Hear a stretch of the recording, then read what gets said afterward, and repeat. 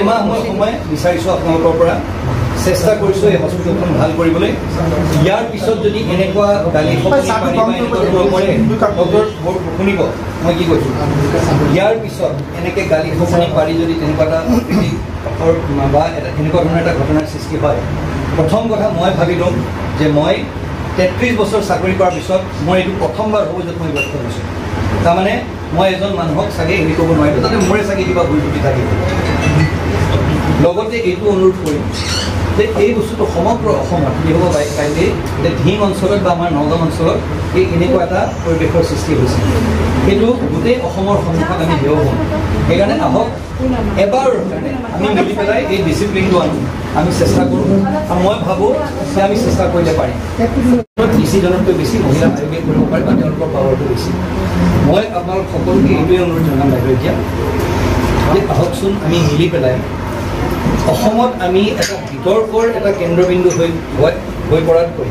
আমি এটা কাম কৰোঁ যে আমি মিলি পেলাই বস্তুখিনি ঠিক কৰি লওঁ আৰু কাইলৈ এই একমাহ সময়ৰ ভিতৰত বাইদেউ এই বুলি আমি কিয় নাভাবোঁ যে কাৰোবাক আমি টাৰ্গেট কৰি বা আপুনিও কাৰোবাক টাৰ্গেট কৰি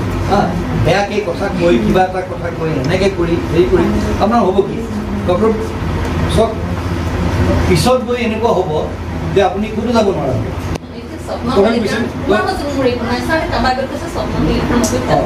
আপুনি চব এনেকুৱা ধৰণৰ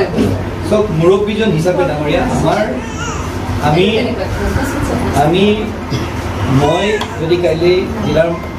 আয়ুক্তজন হৈ পেলাই মই গোটেই গৈ যদি কথা কৈ ফুৰোঁ সেইটো মোক কথা নাপায় সেইকাৰণে আপোনাৰ প্ৰতিটো পদক্ষেপ গঠনমূলক হ'ব লাগিব আপুনি সুন্দৰকৈ কৰিছে এটা কাম কৰকচোন সকলোৰে ঘূৰি পকি গৈ বেলেগ একো কমপ্লেইন নাই অকল বেয়া ব্যৱহাৰ তাতকৈ দেখোন বেলেগ কোনো একো কথা কোৱা নাই আপুনি সেই বস্তুটো বেলেগ কৰি দিয়ক কেতিয়াবা পলিটিক্স হৈ যায় পলিটিক্স হৈ পেলাই কি হয় ভাবিয়ে লয় যে নহয় এতিয়া এনেকুৱা আমি এইপিনে এটা গ্ৰুপ হৈ যাম এইপিনে এটা গ্ৰুপ হৈ যাম এইপিনে এটা গ্ৰুপ হৈ যাম সেই গ্ৰুপটো বাইদেউ হ'ব নালাগে আমি চৰকাৰী চাকৰি কৰিবলৈ আছোঁ আমি আমাৰ নিজৰ কামখিনি কৰি পেলাই গুচি যাম এটা কথা কোনেও কিন্তু বেয়া ব্যৱহাৰ কৰিব নোৱাৰে